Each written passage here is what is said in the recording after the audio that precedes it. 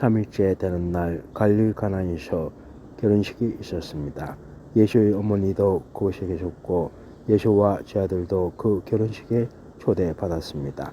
그런데 포도주가 다 떨어지자 예수의 어머니는 예수께 와서 포도주가 다 떨어졌구나 라고 말해 주었습니다. 예수께서 대답하셨습니다. 어머니, 그것이 나와 당신에게 무슨 관계가 있다고 그러십니까? 아직 내 때가 이르지 않았습니다. 그러나 예수의 어머니는 하인들에게 말했습니다. 무엇이든 그가 시키는 대로 하라. 가까운 곳에 돌 항아리 6개가 놓여 있었습니다. 그것은 유대 사람들의 정결 의식에 쓰는 곳으로 각각 물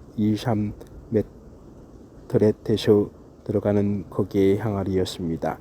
예수께서 하인들에게 말씀하셨습니다.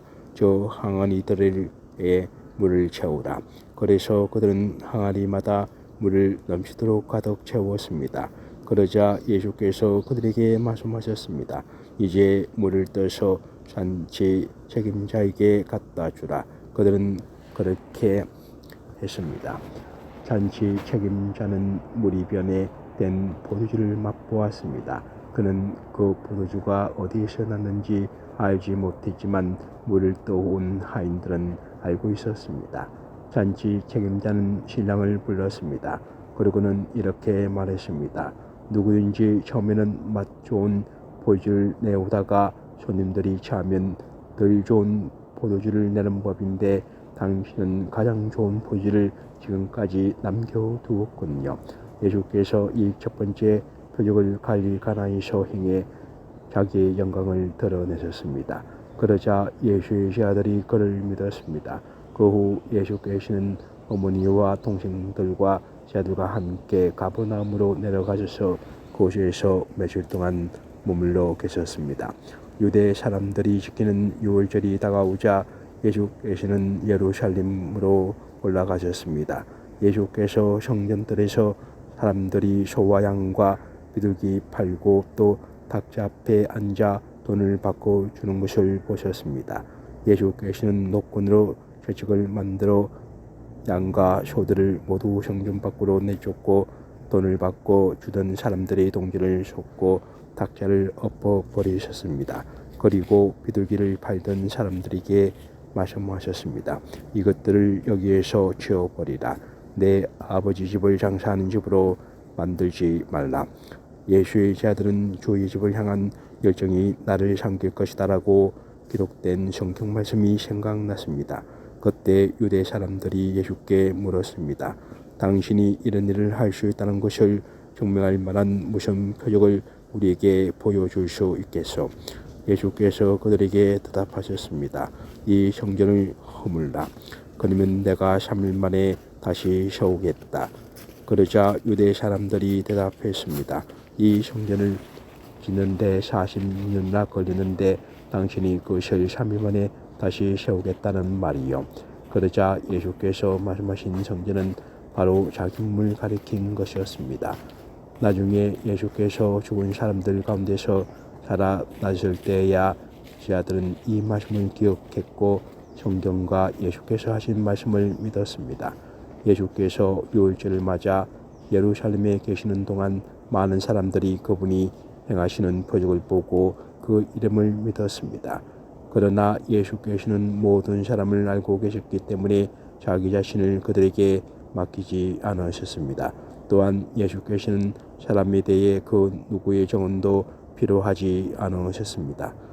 사람의 마음속에 있는 것까지 다 알고 계셨기 때문입니다.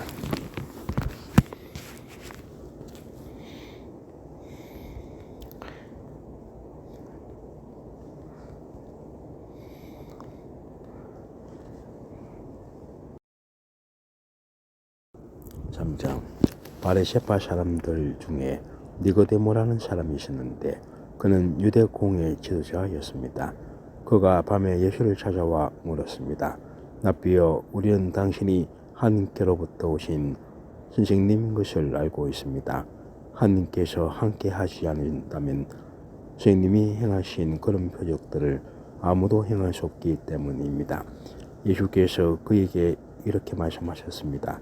내가 진실로 진실로 내게 말한다. 누구든지 다시 태어나지 않으면 하나님 나라를 볼 수 없다. 니고데모가 예수께 물었습니다. 나이가 들어 늙은 사람이 어떻게 다시 태어나겠습니까? 태어나려고 어머니 뱃속으로 다시 들어갈 수 없지 않습니까? 예수께서 대답하셨습니다. 내가 진실로 진실로 내게 말한다. 누구든지 물과 성령으로 태어나지 않으면 하나님 나라에 들어갈 수 없다. 육체에서 난 것은 육체이고 성령으로 난 것은 영이다. 다시 태어나야 한다라고 말한 것을 너는 이상히 여기지 말라. 바람은 불고 싶은 대로 분다. 너는 그 소리를 듣지만 바람이 어디서 오는지 어디로 가는지 알지 못한다. 성령으로 태어난 사람도 모두 이와 같다. 니고데모가 예수께 물었습니다. 어떻게 이런 일이 있을 수 있습니까? 예수께서 말씀하셨습니다. 너는 이스라엘의 선생님이면서도 이런 일을 이해하지 못하느냐? 내가 진실로 진실로 내게 말한다. 우리는 아는 것을 말하고 본 것을 증언하는데 너는 우리 증언을 받아들이지 않고 있다. 내가 땅의 것을 말해도 너희가 믿지 않는데 하물며 하늘의 것을 말하면 어떻게 믿겠느냐? 하늘에서 내려온 사람이고 인자 외에는 하늘로 올라간 사람이 없다. 모세가 광야에서 뱀을 들어 올린 것 같이 인자도 들려야 한다. 그것은 그를 믿는 사람마다 영생을 얻게 하려는 것이다. 하나님께서 세상을 이처럼 사랑하셔서 독생자를 주셨으니 이는 그를 믿는 사람마다 멸망하지 않고 영생을 얻게 하려는 것이다. 하나님께서 자신의 아들을 세상에 보내신 것은 세상을 심판하시는 것이 아니라 그 아들을 통해 세상을 구원하시는 것이다. 아들을 믿는 사람은 심판을 받지 않는다. 그러나 믿지 않는 사람은 이미 심판을 받았다. 하나님의 독생자 이름을 믿지 않았기 때문이다. 그 심판은 이것인데 그 빛이 세상에 왔지만 사람들은 자기 행위가 악하기 때문에 빛 대신 어둠을 사랑한 것이다. 악을 행하는 사람마다 빛을 미워하고 자기가 드러날까 두려워해 빛으로 나오지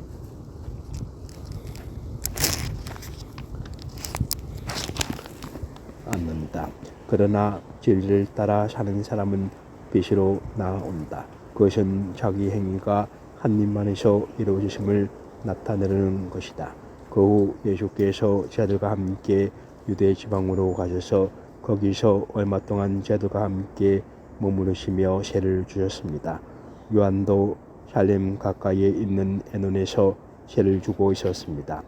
그곳에는 물이 많았기 때문입니다. 사람들이 나와 세를 받았습니다.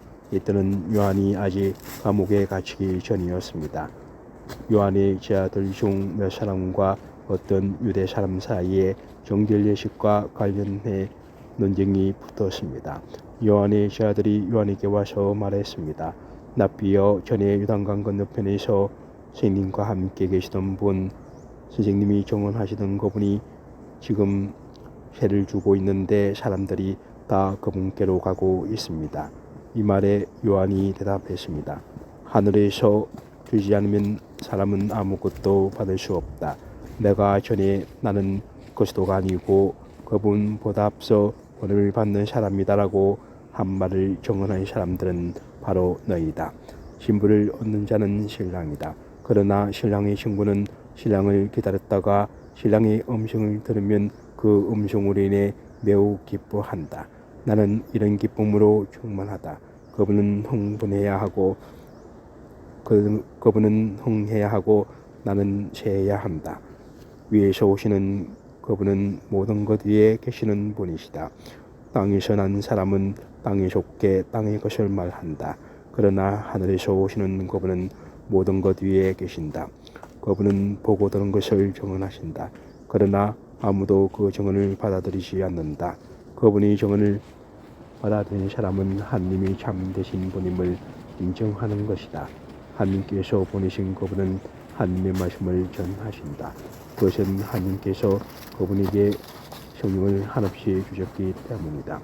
아버지께서는 아들을 사랑하셔서 모든 것을 아들의 손안에 맡기셨다. 아들을 믿는 사람에게는 영생이 있다. 그러나 아들에게 순종하지 않는 사람은 생명을 보지 못하고 도리어 하나님의 진노를 받게 된다.